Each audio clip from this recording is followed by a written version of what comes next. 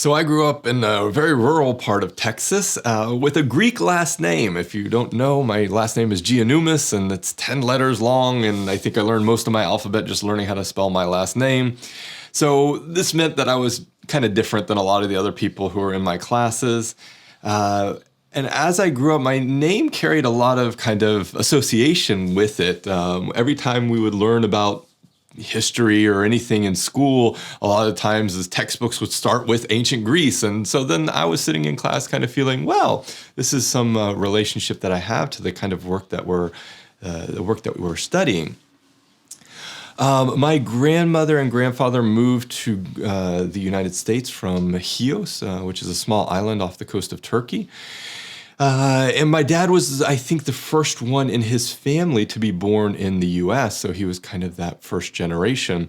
And he had a lot more traditional upbringing, traditional Greek upbringing than I did. Even my cousins had a lot more traditional Greek upbringing than I did. I was kind of an anomaly, having grown up in Texas. There's not a whole lot of Greek schools there, and a lot of Greek children who live in America, they go to Greek school, and that's where they learn the customs, that's where they learn the language and everything else. But there was always part of me that identified with Greek culture, and part of that had to do with my heritage and my grandmother and grandfather. But I think the strongest association I have with Greek culture is the food. And this is just something that I really enjoy and have a passion for. Partly to do with my mother learning to cook from my grandmother on my dad's side, and partly to do with my dad's own love for cooking. I just kind of absorbed it through them, and then as I grew older and lived on my own, I started learning how to cook, and I started learning about different Greek recipes. And so this was something that I always kind of held very close to myself. And we even had lived, when I was very young, when I was just a child, we lived in Greece for a good long while, for maybe a couple of years. My dad was in the military, and they were stationed in Thessaloniki, in the northern part of Greece. And so that's always been part of my identity, you could say.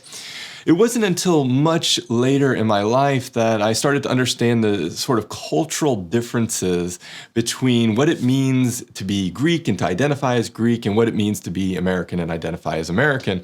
And a lot of that has to do with where my family has come from, like the kind of origin story of my family.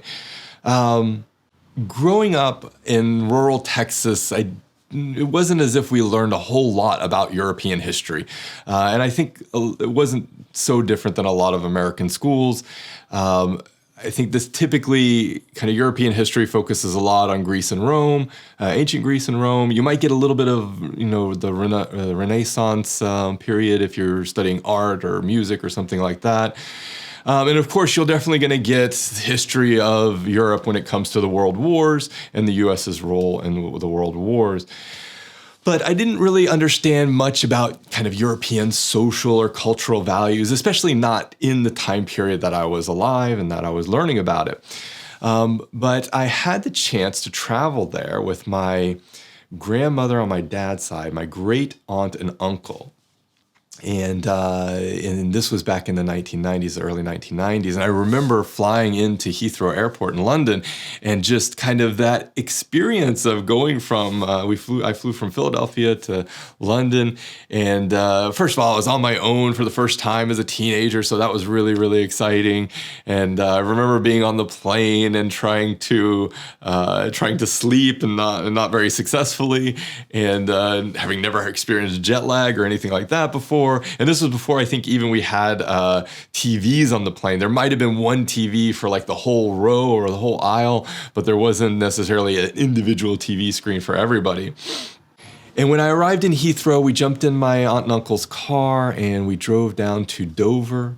And there was a ferry there that would take us across to Calais in France. And so we drove and took the ferry there, and we drove down through France. And I remember staying in these very charming and quaint hotels and apartments, and stopping, whenever we were hungry, and breaking out this whole feast of different foods that I'd never seen before, and just eating a picnic there by the roadside as if, that was just what everyone else would possibly do. And I remember going down through Switzerland and hearing my uncle complain about the prices and everything like that. And we had to get out of Switzerland as soon as possible because of everything was so expensive. And I remember all the different currencies that they had, because this was way before the euro. So, there was pounds in Britain and Swiss francs and French francs and Italian lira, and how it was just fascinating for me as an American just to see all this cultural diversity. And then I remember when we arrived in Italy and we had an apartment where we were staying for a few weeks, and we would go out for pizza almost every night. And I just remember how much I loved the food, and we'd eat gelato until we were sick. I had an amazing time, and I still think about this trip, and I still owe my aunt and uncle a huge debt of gratitude, because I don't think I'd be where I am today had they not taken me on that trip and exposed me to the different experiences and lifestyles that they had. I remember very vividly taking a short day trip to Venice from where we were staying near Milan, and seeing the St. Mark's Cathedral. And in St. Mark's Cathedral, they have these domes that are gold and mosaic. And I just remember seeing this and appreciating the kind of beauty that was there, and the kind of architectural beauty that I was being able to witness. Of course, not knowing a lot of the history, which can be really problematic, but just being able to appreciate that kind of culture. So these were more or less my earliest memories of European culture. And it was the food that really kind of made me literally and metaphorically hungry to go back to Europe and to visit again. So when I finished my first undergraduate degrees, I didn't quite know what I wanted to do. I had a little bit of money saved up, and I remember sitting in my living room with my mom, and we were just talking about what I could do in my future. And she just proposed, you have an aunt and uncle, different set of aunt and uncles who were living in Milan at the time, and who were working there, who had lived there for about a year or so. And she said, well, why don't you go visit them and just spend some time there and just, see what life is like? And so I said, that sounds like a fantastic idea, and certainly better than trying to find a job at the time. So I jumped on a plane, bought the plane ticket, jumped on a plane, and I had their 3-month visa to kind of go in and just live there and experience everything that there was to experience. And of course, I did all the touristy stuff, but it also gave me a chance to actually live in another country and to experience kind of day-to-day life, and not just, going to see all the usual sights. And it was really amazing. Some of the things that struck me when I first traveled there was just a sense of appreciation of culture and art that kind of pervaded every daily experience. And there was so much music to listen to and to try to learn about, and so much history to learn about. I remember going into the Duomo in Milan for the first time and seeing these huge stone pillars and just being in awe and learning about the history of that region and all the different cultures and wars and everything else that were fought over the centuries. And while I was there, I got to study music. I got to take some music lessons. I got to go to the American school in Milan, and my cousin was studying there. And when I went there, I just went there to kind of visit his school, and I met with the music teacher there, and he found out that I was studying music and that I was really interested in music. And so he said, well, why don't you come and you can help conduct some of the... And he said, why don't you come and help conduct some of the choirs and the bands? And I said, yes, that would be amazing. And then it gave him a chance to take a couple of days off while I was teaching. And so it was a chance to really embrace that culture and learn new things. I took a writing class, a creative writing class. I learned a little bit of Italian. So now I know just enough to kind of order food. My aunt and uncle, and I still can't imagine this, but my aunt and uncle would actually ride bikes around town. And so we would be riding around the city on a bicycle. And I remember one time getting my tires stuck wedged into the train tracks, and being terrified that a train was going to come and run me over. And it was just an amazing experience as a young person to be able to go there, and on the weekends to be able to live there. On the weekends, my aunt and uncle would take me to their favorite cheese store, and we would buy 5 or 6 cheeses. And then we would go to the wine store and buy 5 or 6 bottles of wine, and then follow all that with a delicious kind of midday meal of wine, cheese, and bread. And that was just our routine. That was kind of our daily life. And for some people, that might not seem crazy, but for me, that was absolutely amazing. It was absolutely beyond anything I'd ever experienced. So my understanding of the cultures of Europe really started to deepen. And I think that was the trip that I made it my mission that I would live in Europe one day.